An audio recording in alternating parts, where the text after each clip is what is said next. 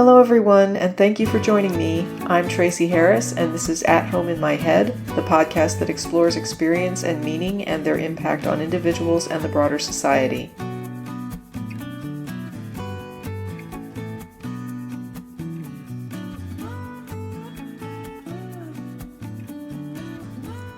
People have been asking me if I'm going to talk any more about free speech, and I hope to. But today's episode is going to be more of a public service announcement.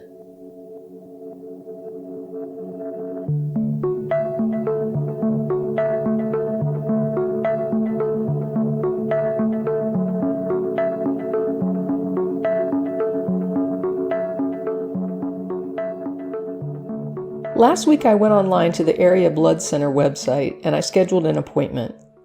I added a note telling the blood center that I needed an experienced person to do the blood draw.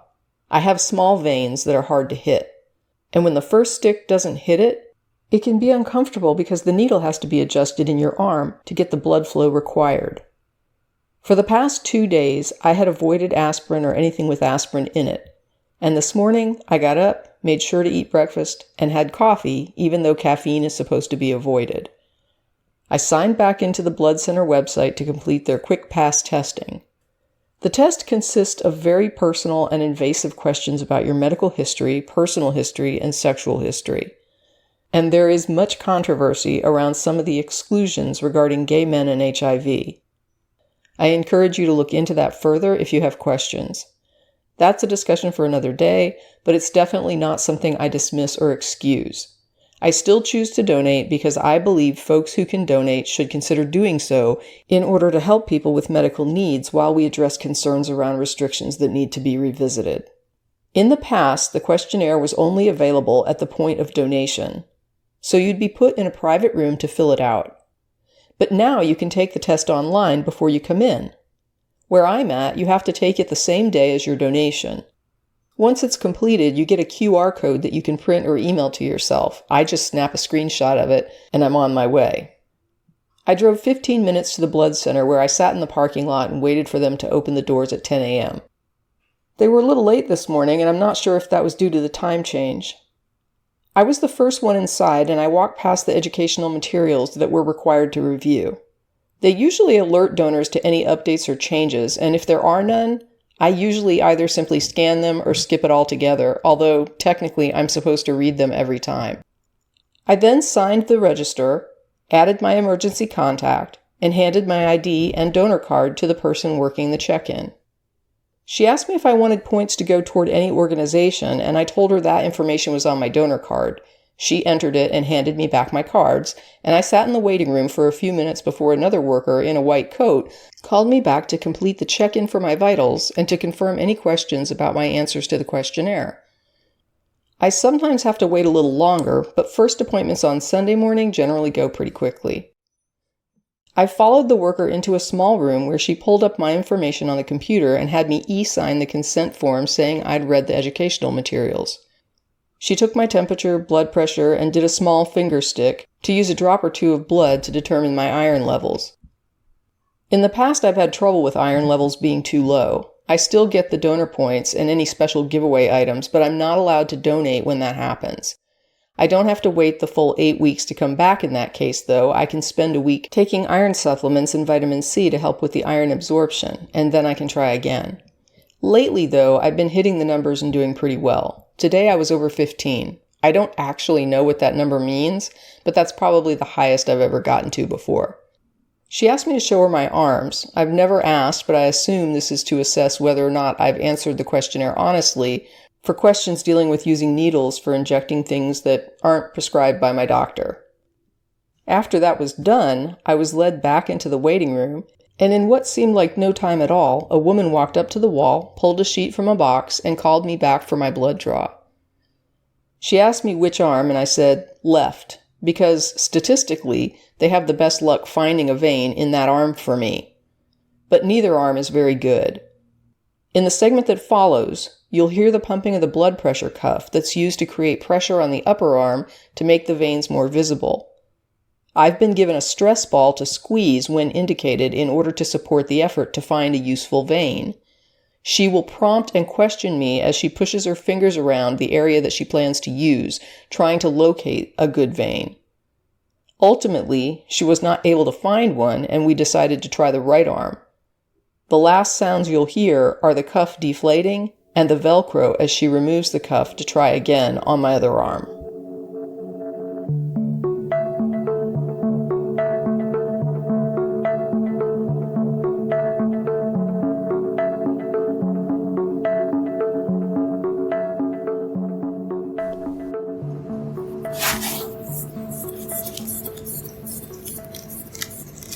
Go ahead and squeeze 3 times and hold. Do you have any allergies to iodine? I do not. So turn your wrist over this way. Sure.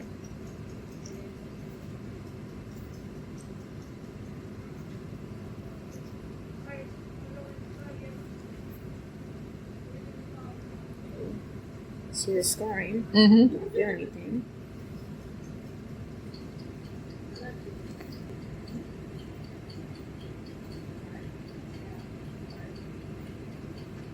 And this is the only arm you want to use? Well, we can try the other if you want. Go ahead and squeeze and hold.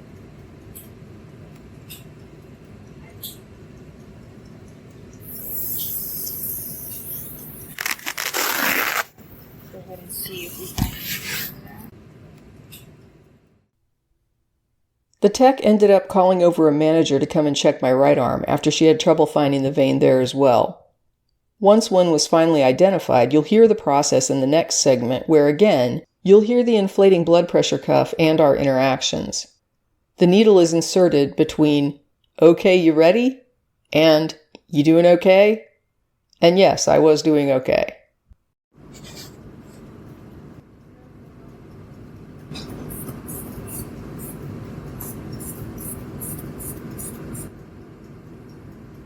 Okay, go ahead and squeeze 3 times and hold.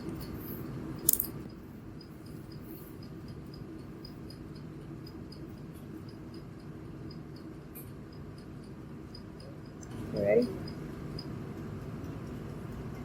doing okay? Yep. Go ahead and squeeze every 3 to 5 seconds. Perfect, thank you.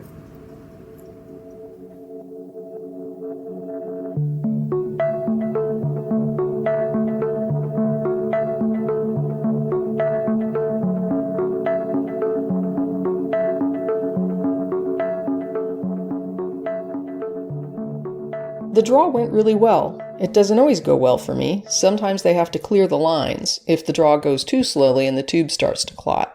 Sometimes the flow slows and they have to adjust the needle in my arm. And I won't lie, it's not fun.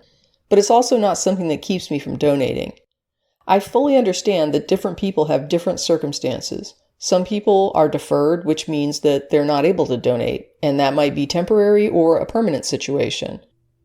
Some people simply have a fear of needles, which I began to understand better as I got older. It's not just discomfort. It can literally cause some people to faint or swoon and experience a very real rapid drop in blood pressure. It can be medically risky, and I actually have 2 friends who have this condition, which is called trypanophobia. So I'm not here to guilt anyone into becoming a donor. There are a lot of reasons someone may not be able to do it or may not want to do it. I'm mainly providing this information for folks who might be interested, who might just need a little more information to get comfortable with the process and understand what to expect. My draw today went quickly and was uneventful. I even said at the end of it that it was probably the fastest draw I've ever had. I was told it was under 5 minutes. I'm sure that's a personal best. I've donated occasionally for blood drives at school or at work, but at some point I just started proactively making appointments to donate. And as of today, I have 75 recorded donations, 5 of which have been in the last 12 months. The local blood center also has a personal points system where donors can trade in points for merch. I'm currently at 1,100 points, and that qualifies me for a t-shirt, a ball cap, or a shopping bag. I get about 250 points per donation, and I usually go for the bags, but I've been collecting oversized t-shirts for pajamas, so who knows? After the draw, the technician escorts the donor to the cantina, which is a snack bar with chairs and tables and treats. My favorites are the goldfish and the Chex Mix, because I normally don't keep those at home. But they also offer a variety of cookies for people who enjoy something a little more sweet. There are drinks as well, and I usually get an orange juice, but I've also gotten hot decaf tea. And they also have a trivia board that used to be for prizes. Now, though, it functions mainly as just a fun game. Today's question was, where was the first St. Patrick's Day parade held? I guessed Dublin, and I was wrong. When they told me the answer, I said I'd never have guessed it. If you want to know, you'll have to Google. No spoilers today. But the tech dropped me off in the cantina where Yusuf was behind the counter and asked me what I'd like. I said just a little orange juice and then sat down to have some Chex Mix. I don't know Yusuf, I don't think I've ever seen him before, but we struck up a conversation and what follows is part of that engagement. I had originally recorded it in video, but after seeing some logos in the background and not knowing as well what the facility's policy was with regard to video recording inside, I opted to provide the interaction in audio here, and if I convert it into a short later, I may feature an image that doesn't include the logo or the branding content.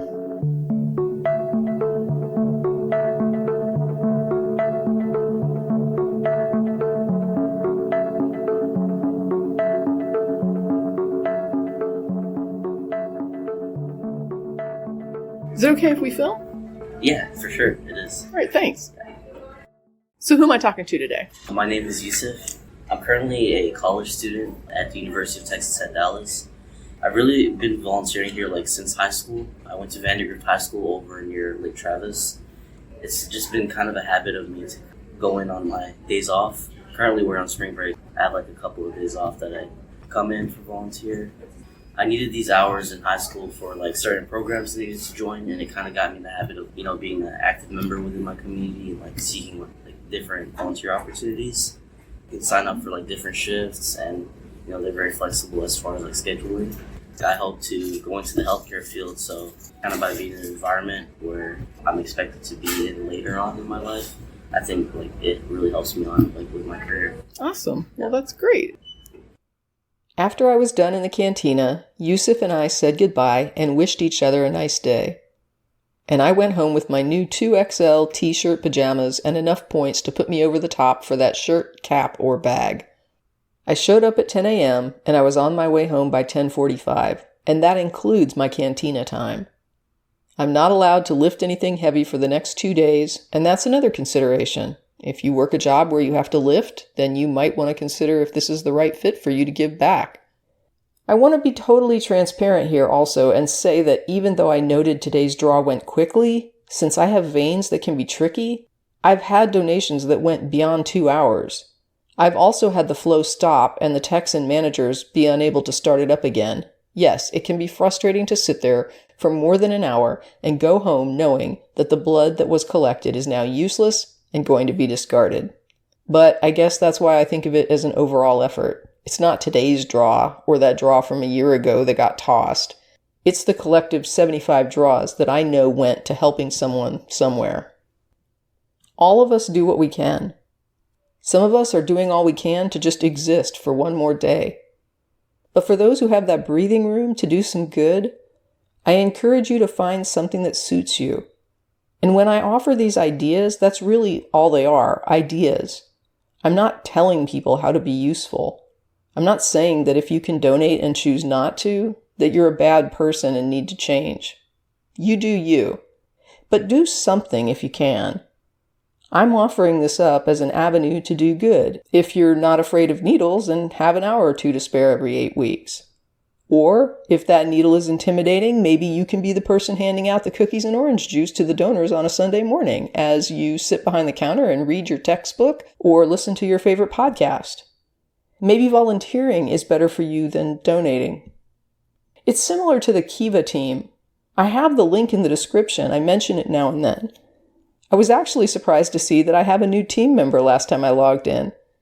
I'd gotten back about $90 in loans, and I relent that money to someone else now to help them with their business in an unbanked or underbanked region of the world. If you have money and you want to find a way to put it to work in that way, feel free to join the team. If you aren't a joiner, but you think it sounds like something you'd be into, then get on Kiva and do it, and don't join a team. Or join a different team. There are a lot of teams.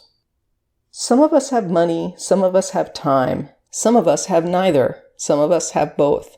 But if you've been thinking about donating or looking for something to do to give back and this seems like a fit for you, check into your own area blood centers and see what's on offer. Life is short and there are a lot of people out there who need support. If you're someone in a position to offer it and you feel like there's room in your life to do more, just throwing this out there for consideration. Thanks for listening.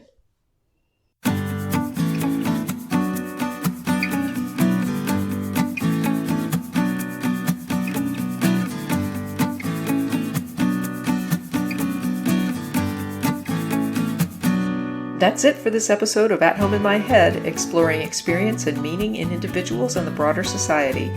Like and subscribe if you enjoy these talks, and in the meantime, stay safe, be well, and never stop exploring.